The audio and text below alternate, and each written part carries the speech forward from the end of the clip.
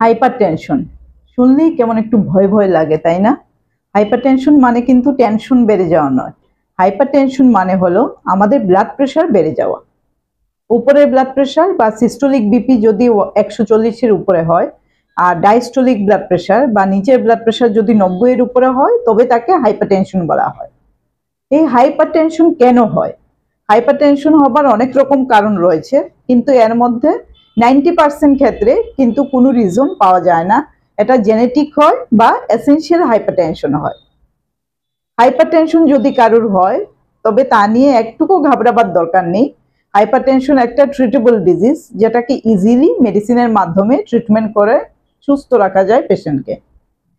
Hypertension যখন হয়, তখন মেডিসিনের পাশাপাশি আমাদের কিছু লাইফস্টাইল মডিফিকেশন খুব ইম্পর্টেন্ট। এই লাইফস্টাইল মডিফিকেশন মানে কি? মানে আমাদের লাইফস্টাইলে কিছু কিছু চেঞ্জেস আনতে হবে, যার মাধ্যমে প্রেশার আমরা কমিয়ে রাখতে পারবো। একটা ইম্পর্টেন্ট জিনিস হলো আমাদের খুব হেলদি খাদ্যাভ্যাস কিন্তু ফলো করতে হবে। হেলদি ডায়েট মানে আমাদের ডায়েটে নুন কম থাকবে, প্রোটিন বেশি থাকবে, ফ্যাট আর শর্করার মাত্রা কম থাকবে। বাইরের জাঙ্ক ফুড কম হবে, রেড মিট কম খেতে হবে, গ্রিন ভেজিটেবলস ফ্রুটস বেশি খেতে হবে। খাবারে ময়দার মাত্রা কম থাকবে, বাইরের pastry, cold drinks, excessive chocolate, coffee এগুলো কম খেতে হবে। এই ডায়েটগুলো যদি আমরা ফলো করি, তার সাথে যদি রেগুলার এক্সারসাইজ করি, তার মানে যদি আমরা 30 মিনিট করে হাঁটি ডেইলি, আর সপ্তাহে অন্তত 5 থেকে 6 দিন হাঁটি, তাতে কিন্তু প্রেশার অনেকটাই কন্ট্রোল করা সম্ভব। কারোর যদি বডি ওয়েট মানে ওজন খুব বেশি থাকে, তবে এক্সারসাইজ করে ডায়েট করে ওজন কমিয়ে নিতে হবে, কারণ একটা স্পেসিফিক বিএমআই এর বেশি যদি বডি ওয়েট হয়, তাতে প্রেশার বেড়ে যাবার চান্স থাকে।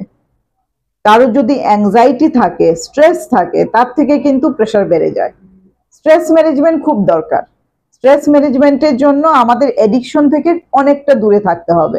স্মোকিং হোক, অ্যালকোহল হোক, টোবাকো হোক, আমাদের কিন্তু একদম তার ধারে কাছে যাওয়া যাবে না। তার সাথে রেস্টফুল স্লিপ, 6 থেকে 8 ঘন্টা ঘুমিয়ে থাকা রাতে খুব শান্তভাবে, খুব পরিষ্কার পরিচ্ছন্নভাবে, যেটা খুব জরুরি। ঘুম না হলে তার থেকে স্ট্রেস বাড়ে, অ্যাংজাইটি বাড়ে, যেটা আমাদের প্রেশার বাড়িয়ে যেতে পারে।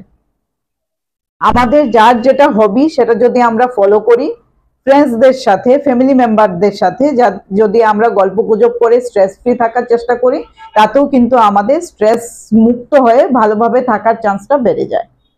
প্রেশারের জন্য রেগুলার এক্সারসাইজ করা, হেলদি ডায়েট খাবার খাওয়া, স্ট্রেস ফ্রি থাকা, এডিকশন থেকে দূরে থাকা, ওজন কমিয়ে দেওয়া, আর তার সাথে টাইমে মেডিসিন নেওয়া, এই সবগুলোই কিন্তু খুব জরুরি।